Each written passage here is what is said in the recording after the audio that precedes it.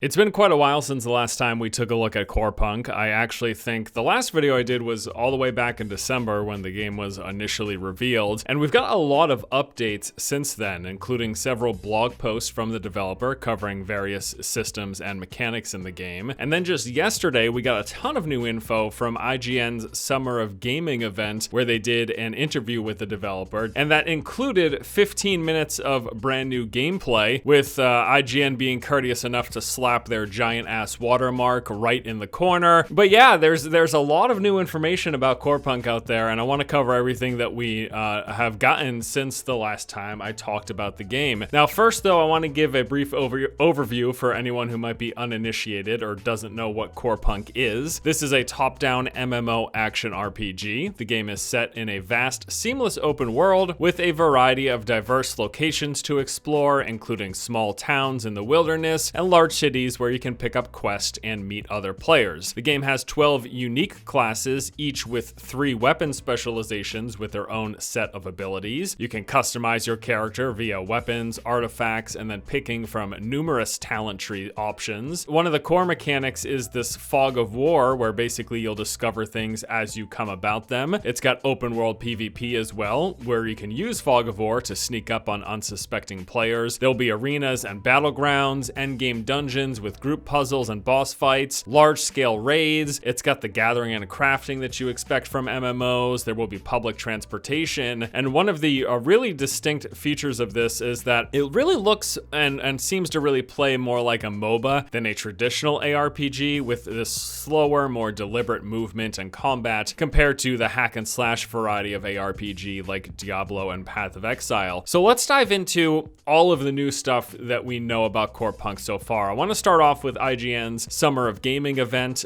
This happened yesterday. They did an interview with the Corepunk producer, Eugene Kyver, and this gave us a ton of new info and details about the game. So I want to run through some of the interview questions. The real interview itself, it was fine, but there seems to be a language barrier. We really wanted to have this experience of playing with Fog of War in an open world, and we weren't able to find any other place, so we decided to build this game. And not only that, it also seems pretty obvious that Eugene was a little nervous. It's actually quite endearing, but I want to quickly go through all the topics they covered, so I'm just going to summarize everything here. So when asked if this was a traditional MMO, Eugene's response was, "Lately there's a lot of instance-based games and session-based games, and there's not a lot of classic MMOs where you can meet thousands of people in a persistent world. So yeah, this is pretty much a traditional MMORPG." Pretty excited about that because yeah, it seems like a lot of games that get slapped with the MMO label nowadays are really just shared world, as he says, instanced or session-based games where you might come across a couple of other players. And the fact that he's mentioning thousands of other people in a persistent world, that has me extra excited for Corepunk, more so than I have been up until this point. He was asked what the Fog of War mechanic brings to Corepunk, and his response was, "It creates a lot of encounters that you would not expect to get in a game where you can see 4 kilometers in front of you. You don't know what awaits you behind the next corner. You can meet a foe, you can get into a fight because we have open world PvP, or you can make a friend in the forest." He was also asked how Corepunk is going to handle the traditional MMO class system. His response was, "We have 4 archetypes: tank, heal, damage dealer, and support. In terms of how you select your class, we have 12 heroes. The 3 specializations are actually weapon masteries. Each mastery makes up what your class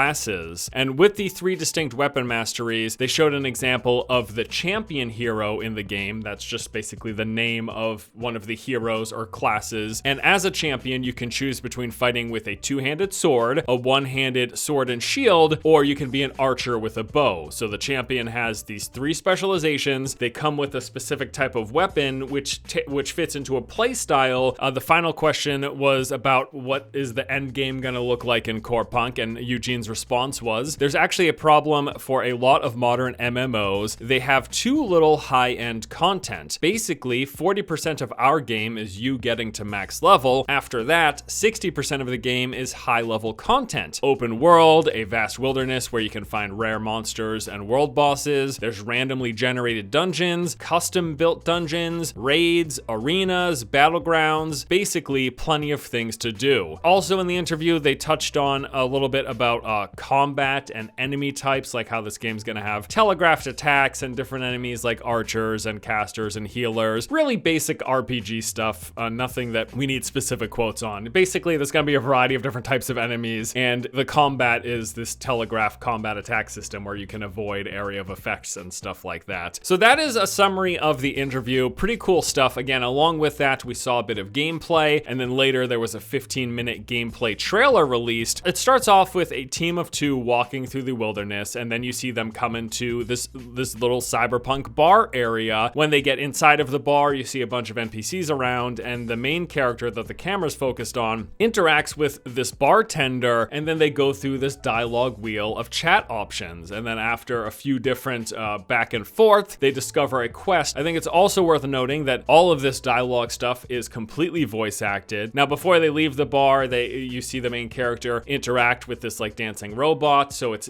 nice to see that there's going to be some world interaction in this game. There was a bunch of combat encounters, and this kind of just confirms what I already felt from watching that first gameplay trailer. This looks like a MOBA. Everything about the combat really feels not so much like a hack and slash ARPG, but more like a game like League of Legends or Dota. So it's interesting because, again, they're calling this an MMO action RPG, but I mean, I guess it still is, but it's really, don't expect gameplay like Diablo 3 or like Path of Exile. Expect it like you're playing League of Legends or Dota, essentially, and I think that's fine. So some more stuff I noticed in the gameplay trailer. Tons of environmental interaction. Like we mentioned, there is gathering and crafting, so we see them harvesting some ore. There will be various like crates and urns that you can see them breaking to try to maybe get some currency from or something. And then also just interacting with unique objects and points of interest in the environment. And since we're talking about environmental interaction, I should mention another thing was the environmental pings. I think were pretty cool, kind of lending more to, wow, this feels like a MOBA. There are pings that you can do on the ground, so you can like mark a camp of enemies, you could mark where there's a treasure chest location, or just call attention to anyone in your team if there's a point of interest or something you want them to pay attention to, from what appeared to be a pretty quick and easy marking system. And we also saw the players in the trailer stumble across this location. They basically walk up to this altar with a mummy on it, and then there was some voice dialogue that kicked in, which basically said, I don't know about this, maybe we should have clicked on whatever the hell this is. They click on the object, they get some treasure, but enemies spawn up that they have to fight as well. So it's kind of neat to see that there like are location specific environmental events, I suppose. We also saw a bit of the world responding to the players, like right before they come into this tiny little town. They cross this bridge with what look to be like mermaids on the edge, and as they get close, they kind of scatter. It's a tiny little thing, you know, you see it in a lot of games, like when birds fly away as you walk too close or whatever. I think it adds a lot to the world. It makes the world feel more immersive. One of my favorite things that I saw in play from the trailer,